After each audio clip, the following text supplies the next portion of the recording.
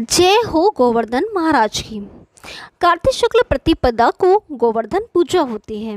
वेदों में इस दिन इंद्र, वरुण, अग्नि आदि देवताओं की पूजा का विधान है। अन्नकूट या गोवर्धन की पूजा का आज तो विधान है। वह भगवान श्री कृष्ण के अवतार के बाद द्वापर युग में प्रारंभ हुआ था।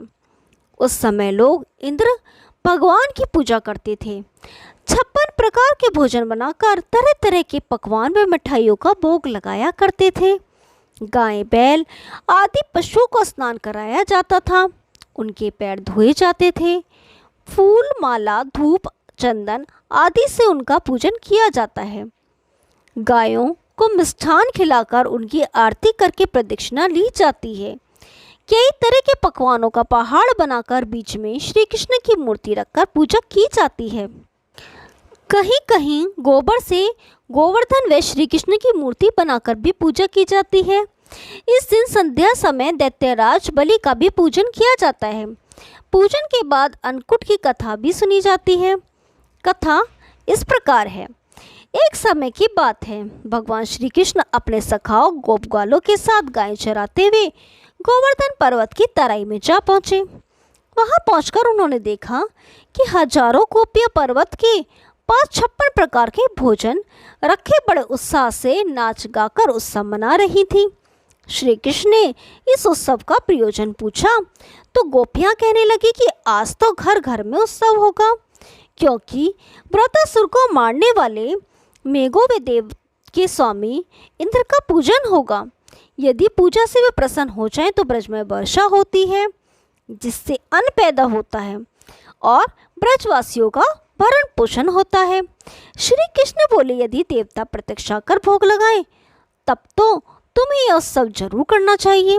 इतना सुन गोपियाँ कहने लगी कि देवराज इंद्र की इस प्रकार निंदा नहीं करनी चाहिए। यह तो इंद्रोज नामक यज्ञ है। इसी के प्रभाव से अतिवृष्टि तथा अनावृष्टि नहीं होती। श्री कृष्ण बोले, इंद्र में क्या शक्ति है? उससे अधिक शक्तिशाली तो हमारा गोवर्धन पर्वत है। इसी के कारण वर्षा होती है। हमें इंद्र से भी बलवान गोवर्धन की ही पूजा करनी चाहिए। काफी वाद विवाद के बाद श्री कृष्ण की बात ही मानी गई तथा ब्रज में इंद्र की पूजा के स्थान पर गोवर्धन की पूजा शुरू हो गई। तभी सभी गोपग्वाल अपने अपने घरों से पकवान ला कर गोवर्धन की तराई में जा श्री कृष्ण की बताई विधि से पूजा करने लगे। उधर श्री कृष्ण ने अपने आदि दैविक रूप से पर्वत में प्रवेश कर ब्रजवासियों द्वारा दिए गए सभी पदार्थों को खा लिया और उन सबको आशीर्वाद दिया। सभी गोपाल अपने यज्ञ को सफल जानकर बड़े प्रसन्न हुए। नारद मुनि इंद्रोज यज्ञ देखने की इच्छा से ब्रज गांव में आए तो उन्हें इंद्रोज यज्ञ के स्थगित होने तथा गोवर्धन पूजा का समाचार मिला।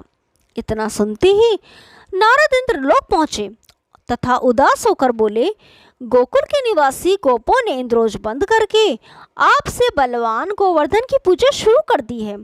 आज से यज्ञों आदि में उसका भाग तो होगा ही नहीं। यह भी हो सकता है कि किसी दिन श्री कृष्ण की प्रेरणा से वे तुम्हारे राज्य पर आक्रमण करके इंद्रासन पर भी अधिकार कर ले। नारद तो अपना काम करके चले गए। अब इंद्र क्रोध में लाल पीले हो गए। अधीर होकर उन्होंने मेघों को आज्ञा दी कि गोकुल में जाकर प्रलय का सा दृश्य उत्पन्न कर दे।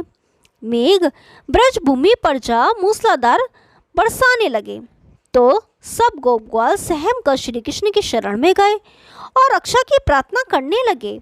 गोपियों की करुण पुकार सुनकर श्री कृष्ण बोले, तुम सब गोवर्धन पर्वत की शरण में चलो, वे सबकी रक्षा करेंगे। सब गोपग्वाल पशु धन सहित गोवर्धन की तराई में आ गए।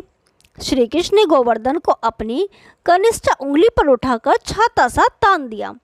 गोपग्वाल 7 दिन तक उसी की छाया में रहकर अतिवृष्टि से बच गए।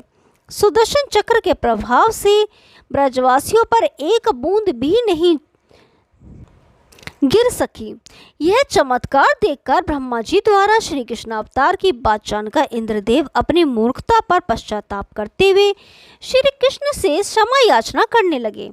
श्री कृष्ण ने 7वें दिन गोवर्धन को नीचे रखा और ब्रजवासियों से कहा कि अब तुम प्रति वर्ष गोवर्धन पूजा कर अन्नकूट का पर्व मनाया करो। तभी से यह पर्व के रूप में प्रचलित है।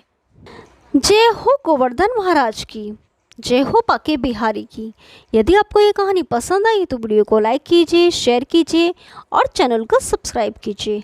हम आपके लिए ऐसी रोचक पुरानी कथाएं लाते रहेंगे। तब तक के लिए नमस्कार।